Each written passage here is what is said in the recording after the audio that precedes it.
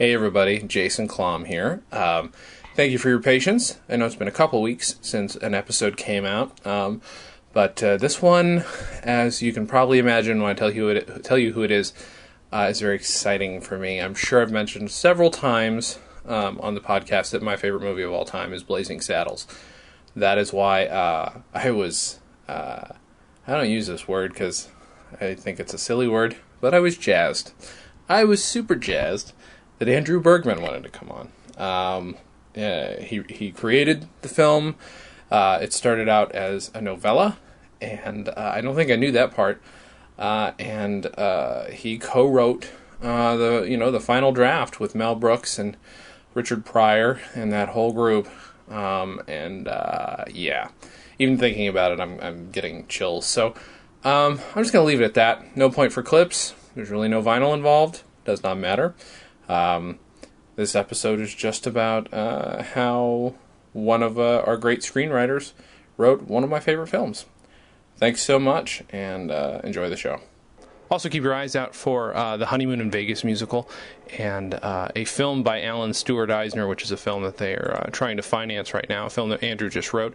And I'll also put a link to this on the website, but his book, We Are in the Money, Depression, America, and Its Films, you can still buy that, so still in print.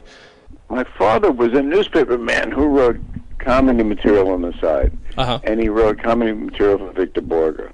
Oh, wow. It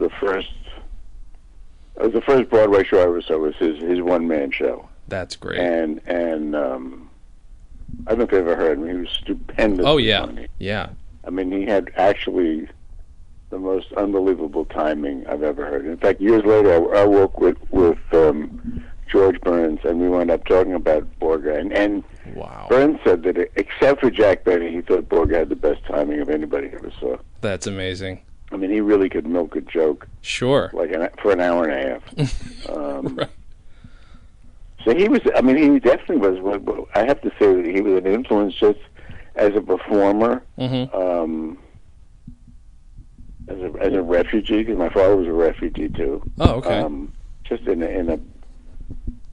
the whole sense, he was a big influence, but he was incredibly funny man. Right. And then Bob and Ray were huge influences. I'm talking about from an early age. Right. We're actually going to be discussing a Bob and Ray album this weekend with Phil. Oh, really? Yeah, with Phil Proctor from the Firesign Theater. He picked Bob and Ray, so I found something that I thought would work. I picked their Broadway show.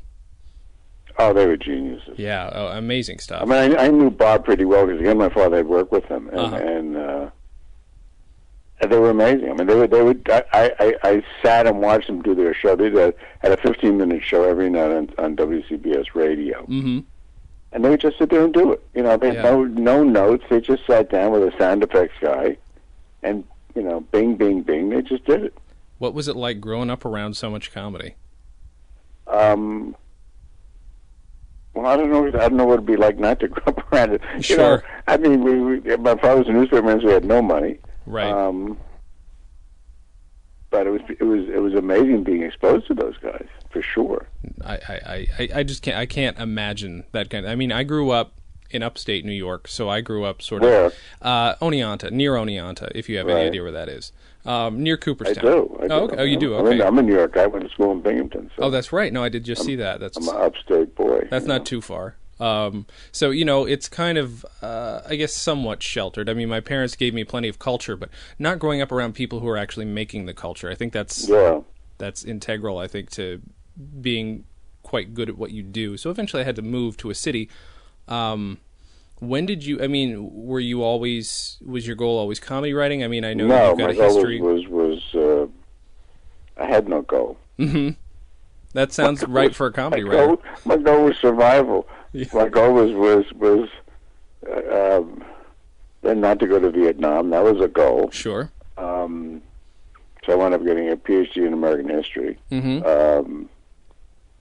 No, I was a history student. I thought I'd wind up advising some president. I mean, I always thought it was funny, but I never thought I'd do it for a living. That seemed amazing.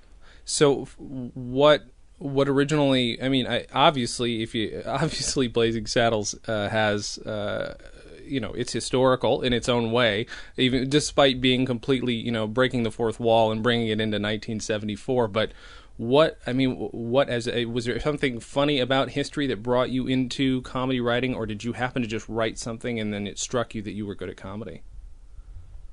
I was always funny as a kid, and I loved history. I had this Blazing Saddles idea for years. Yeah. Just that concept of a 70s black guy in the Old West. Yeah. Of just putting A-Trap Brown or Stokely Carmichael on a horse in Kansas. Right. And actually, a guy I knew, an old friend of mine from college, found a letter I'd written to him in 1967 when I was in graduate school in Madison, describing the entrance, of Bart into Dodge City on that horse. That was the concept around which I built the whole idea. Just that image of a guy who looks like A-Trap Brown on a Palomino riding into town. Holy cow! And it was like my one high concept idea. In my life. Mm-hmm. But it was just irresistible. So I wrote the script around that premise, and it became this quite by serendipity, the way these things happened, became this historical phenomenon. Was it, how long after the PhD was this? It wasn't so long. I wrote this thing in 71. Mm-hmm. The story. Wow. Okay. Called Tex Hex about the sheriff. It was a 90-page novella, and then it was shopped around. Actually, the first person I sent that story to was Cleavon Little, who I'd seen in a show called Scuba Duba. I said, "Boy, he'd be great." And awesome. His manager read it, said it's not for Cleavon, blah blah blah. He never read it, of course. Right. And then Alan Arkin read the story, said, "I want to direct this." I read the first draft, and he was going to direct it, and James Earl Jones was going to play the sheriff. Wow. And then that fell through. Uh-huh. And then they looked around, and they got Mel. And Mel said, "I love this. I just wanted to be a parody of all Westerns." Mine wasn't. Mine was like a Paul Bunyan story about a black guy. It was much more mythic. It wasn't a takeoff of all Westerns. Okay. Were you comfortable? Hey, I was 26. What the hell? Well, let's right. Go, Were you comfortable with that? Once they threw you, I've heard people talk about it before. It's you're lucky, I suppose, to still stick around on your own script once you sell it. But what was that room like? It's that room was pretty great. That room was funnier than the movie, actually. Yeah. No, it was great because Mel wanted me there, and I think because Mel was sort of on the outs then also. He wasn't like the king of Hollywood at that point. He had done 2 movies, and they both sort of flopped. So we were all hungry, which is one reason for the movie's success. We were willing to try anything, because nobody had anything to lose. Right. Certainly not me. Mm-hmm. Mel had nothing to lose at that point. Richie Pryor was sort of nowhere at that point, and Norman. Right. Norman was sort of like me, a neophyte. Yeah. So sort of, what the fuck? I have to wonder if the environment is the same now, where if 3 people, while talented, like you say, are on the outs, if they could make a film. You could make a film for about $20,000. Sure. And shoot in your backyard. That is true. I just wonder if people would react the same way to the same kind of content, because people get way too sensitive to language nowadays, despite the fact that it's got a purpose in this film. Oh, absolutely. No, this would never happen today. Yeah. That you would have first of all, you wouldn't have a studio backing anything remotely like this. Right. Nothing involving risk would be backed by a studio. Mm-hmm. Financial risk, yes, but not intellectual risk. Sure. No, it's just it was a flyer. But this is the early '70s. People took a lot of flyers. Plus, they could afford to take them. The movie cost nothing. Right. Right. Were you there for rewrites at all on the script as well? Yeah. Oh, yeah. We went out to LA before we started shooting. Mm-hmm. I couldn't be on the set because there was a Writers Guild strike that started basically the day we started shooting the movie. Jesus. Okay. In '73, so I was never on the set. Mm-hmm. But we were certainly out there for casting and things. Right. was basically me and Norman and Mel at that point. Uh-huh. Richie had moved on. I've heard stories of, and I don't know how exaggerated they are, of like supposedly Mel wrote a lot of Bart's lines and Richard Pryor wrote a lot of Mongo's lines. Like that's a complete myth. Is it? Yeah. So was it just more of a group effort, or how? What, was it totally a group effort. Yeah. I mean, that's the way those things are. Yeah. I mean, it's like a game of telephone. Yeah. At the end of the day, you're all in the room and you sort of don't know who wrote what. Right. Which is the best of all possible worlds. I mean, I know specific lines that I wrote. Sure. I know specific visuals that I suggested. Mm-hmm. But line by line, it just, it goes around the room, and somebody says, "What if it's this?" Yeah. What if it's you jumping around like a bunch of faggots? And right. Someone says, "Wouldn't Kansas City faggots be even more?" Right. And that's how it happens. Was there a sense? And I know it's impossible. But this whole thing, I think Mel began it. That Richie did all the Mongo jokes. I mean, it's Yeah, I mean, it just, it's so. I mean, it's just, sure. Richie's a genius. Of course. You can't even describe any jokes to him. The thing I know he came up with was holding the gun to his own neck. Oh, God. And that's so... That I'm pretty sure was Richie. That's just amazing all around. That was fabulous, yeah. I mean, there's not a minute wasted in this film, but I don't know how... it's always blown me away that a film of, that feels the way this film feels can be socially as important it is. Of course, it didn't start some movement, but that doesn't matter. It obviously says a whole lot about a point in American history and just about racism and ignorance in general. Did you feel that? It's like no Sheriff Bart, no Obama. Right? Yeah. I know people have drawn that same comparison. Well, it's true. Could you feel it when you were writing it? Did it feel socially important? It just felt like a funny movie. No, I wrote it because it was 1971. I thought, well, everything was sort of had social relevance. Sure. In your life, it was such a politicized era. Mm-hmm. But I said, this is going to be a political statement. It is what it is. Sure. I'm moving this myth into the Old West. Right. So that by itself is political. So but did we say it's going to be a political statement? No. Sure. What we wanted it to be was funny. Right. And I guess just drawing from that and drawing from the fact that you know history and that everybody knows the basic history, I guess it just came with it naturally that the language would have to be there. The clear it's cut. a very, very dense movie. Mm-hmm. And I think that's one reason it's successful. You really had to see it like 3 times to begin to start to get all the jokes. For sure. They're so layered, one on top of the other. And it is, and I know it's a cliche to say this, but I do see something new every time, or I feel something different the older I get, the more. There's a lot in there, you know. You had a bunch of really, incredibly hungry, smart people, right. Trying to top themselves, and it shows. Mm-hmm. And a lot of great. I mean, Cleveland never nearly got the credit he deserved. I mean, that is some performance. I mean, it's genius, and I'm always shocked that there was not more for him past that. That he didn't have the career that you would expect after watching that film. Well, he was black. Yeah.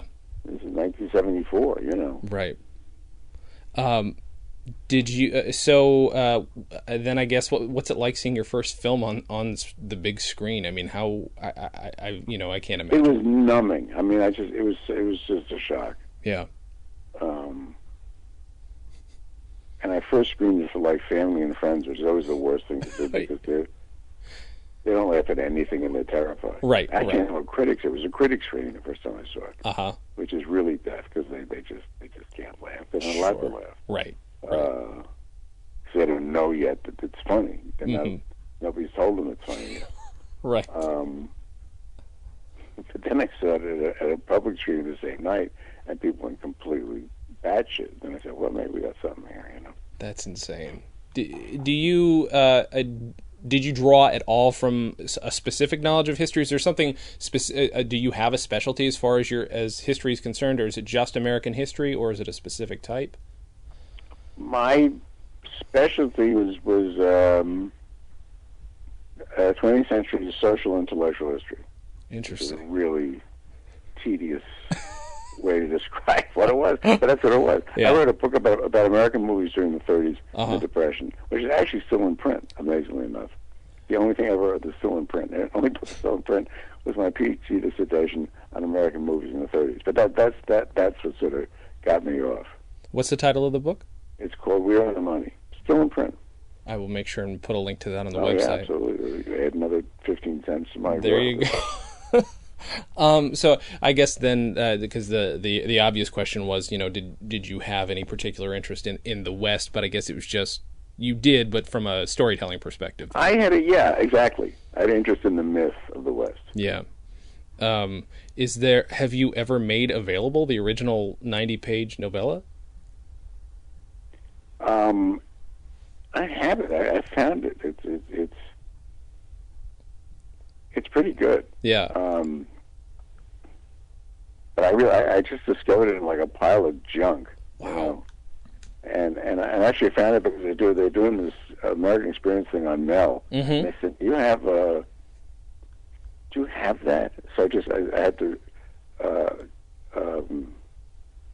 fax just the title page. Yeah. So there actually was such a thing. Yeah. My little typescript, and it's like on a carbon. I mean, it's really like Holy cow. Pre-Gutenberg. I mean, it's amazing. I just know there are a lot of people out there like myself who are obsessed, who would just kill to see that in print. Despite I know it's obviously not going to be nearly the same thing as the film, although maybe I'm wrong. I could be wrong. I don't know how far off it is. No, it's very Western and colloquial. Yeah. It's like it's like a Paul Bunyan story. It's like a Western mythic thing about this guy getting this telegram about this guy text X. They think, what is it, ECKX? What is this? It's supposed to be Malcolm, but they never heard no text X coming in. Who is this guy? And he rides in town. And they go, just crap. And the original draft, there was a real interracial romance, which was sort of really off the bounds. I thought that the sheriff was going to have a thing with the head of the railroad's daughter. It would be like Candace Bergen or somebody at that time. And I thought Mel's brilliance was to make the love object sort of a joke. Right. Lily von Stupp. But the fact is, they had a thing. Yeah. Yeah. She was nuts about him. Right. So he had an interracial romance, but people were too busy laughing to take it seriously. But guess what? Have you seen, what's it like then to see the influence that this movie has had on other films, clearly? I mean, there's not a lot of people have succeeded with good comedy westerns. People are still trying, but... some of the influences were less than salutary, Mm-hmm. Sure. There's a lot of kind of gross-ad movies that it spawned. Sure. We weren't looking for that. We were just looking to do things that had never been done before. Right. But the law of unintended consequences, particularly if a movie had bombed, there never would have been all those movies. Right. Fortunately and unfortunately, it succeeded. I see a lot of movies in which the gross ad was the end intention. Right. I mean, for us, that campfire scene was just here's the campfire you never saw before. Yeah. But it's so steeped in John Ford Chuckwagon movies, right. know? Right. And you have a guy like Slim, who was such a genius. Oh, God. Who just sells it completely, Was it, from what I understand, there were a bunch of casting changes for Gene Wilder's part, correct? Well, our dream originally was Johnny Carson to play that part. Oh, that would have been interesting. That would have been great. That was we had 2 days in which he was reading it. Mm-hmm. We were in L.A. and we said, "Oh my God, can you imagine?" Yeah. And then he was just too scared. He said, "I'm not an actor. I can't do this." And we were just crushed. Yeah. And then they cast Dan Daly. He was too old. Then they cast Gig Young, who actually passed out in alcoholic coma the first day of shooting. Oh my God. So Gene just did it as a favor. Yeah. Literally, the meter was already running, and Gene just did it as a favor. In exchange for Mel directing Young Frankenstein. So it worked out great for everybody. Right. No one, I don't think, in their right mind ever would have pegged Gene Wilder to work in that part. Never. It was just, it said, what? Yeah. He's a washed-up cowpup, but he was wonderful. Yeah, yeah. I mean, in my mind, I'm assuming my brain would have immediately gone to Leo Bloom or even his little character in Bonnie and Clyde. Yeah, no. It just worked because his age was closer to Cleavon's. Right. And you really, the thing that made the movie work ultimately was you really believe these guys love each other. Yeah. At the basis of all the hilarity and the farting and the Lily Line strip. Sure. You really believe these guys have crossed that racial divide, and that's what makes it work. And while it's not the first film to have that kind of buddy quality, I think that is one of the really positive results of movies like this, especially this movie. Buddy comedies are the norm, I guess, to make your money back nowadays, but they owe a lot to the chemistry between those two guys. Well, they were just both exquisite. They really were. Genuine love between two outcasts. Yeah, they really were. And I mean, Cleveland was as lovable a human being as you could find. He was just a terrific person. So it was easily come by. What I always like to ask my guests about is, as far as comedy, did they ever make friends over comedy, like listening to albums together, or just going to shows, or just sitting around the TV together? That was my experience. So I'm always interested to know if people have made friends through comedy or by experiencing comedy. No. Did I make new friends listening to comedy albums? No. I certainly listened to them. I mean, back in the 60s, there's Nicholson May albums and the Newhart albums and the Mort Soul albums with Shelley Berman. I mean, they were gold. Yeah. I mean, I would listen to them over and over and over again. Was it more of a personal experience for you, though, just sitting there with headphones and the speakers? Yeah. Not headphones, no. but just... Was it an escape for you simply, or looking back, was it learning? It killed me. I mean, and my old man liked them also. I mean, the soul albums were great, and those albums really hold up. Yeah, they do. Yeah. I mean, the Newhart stuff is paralyzing. Amazing. And I don't think there's anything funnier than the Nicholson May Doctors album. Oh God. I mean, that's just amazing. Yeah. Do you at all? I mean, it's something that doesn't happen anymore. Really, people aren't making comedy albums. I miss it, so I'm assuming you must. Do you miss that part of comedy when all comedy seems to be online now? It seems to be at your fingertips constantly. It seems more fleeting. Yeah. Yeah. It seems more like today's newspapers. It doesn't. I mean, the great thing about the internet is how accessible it is. Sure. The awful thing is how transitory it is. It's all kind of smoke. Yeah. I don't think there's anything you can do about it, but I think everybody's attention spans are so splintered into a million pieces now. I don't think there's a way to get around that. Right.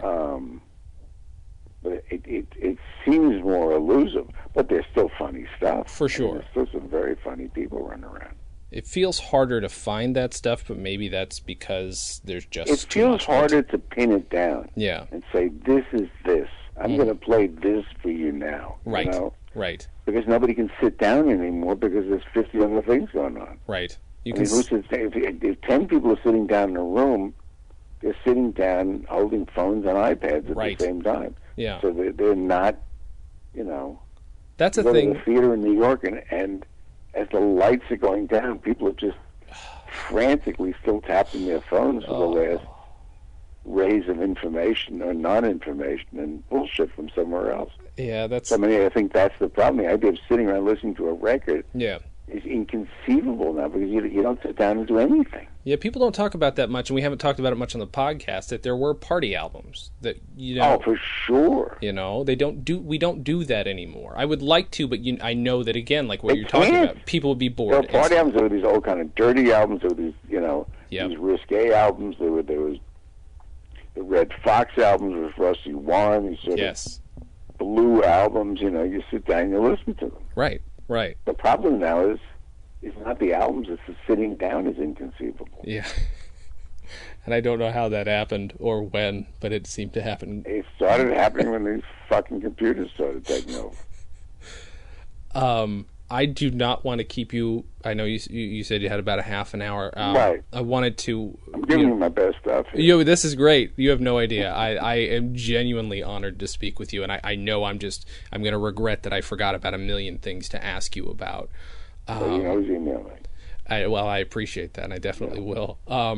I want to make sure, for one, that if there's anything out there, like the book, is there anything out there that you would like me to, to pitch to people, or just to plug to people? Anything, anywhere people can find you if you're online, or just, obviously we've got Blazing Saddles, we've got Fletch, we've got Soap Dish.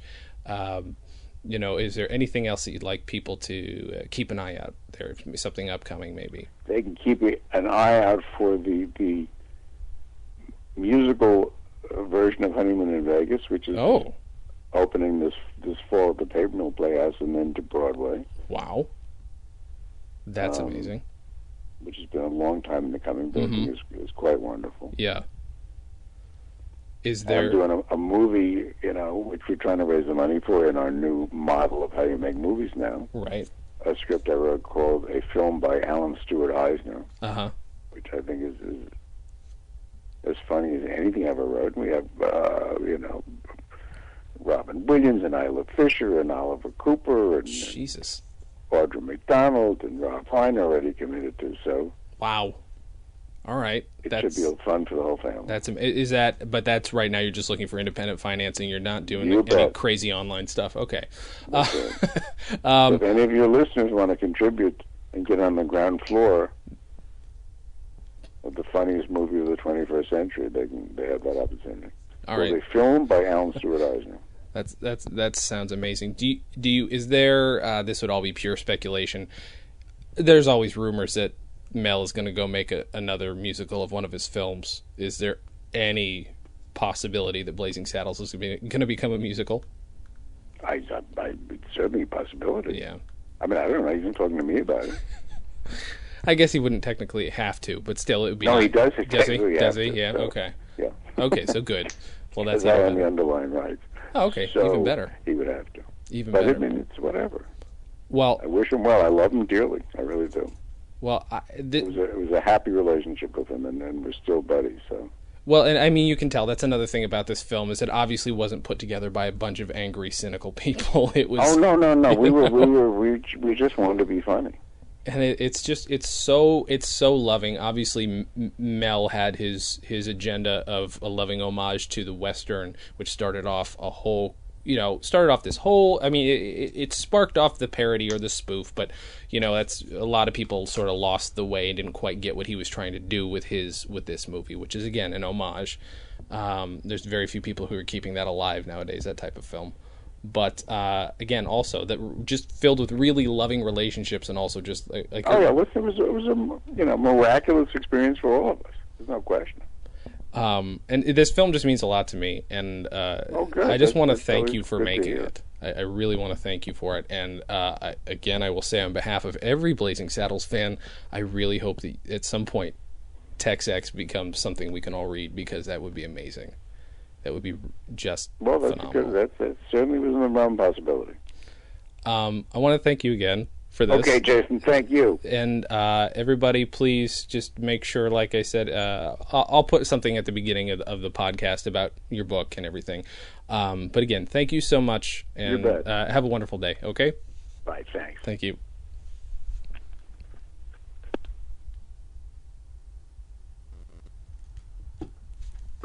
Thank you guys for listening, and have a good thing.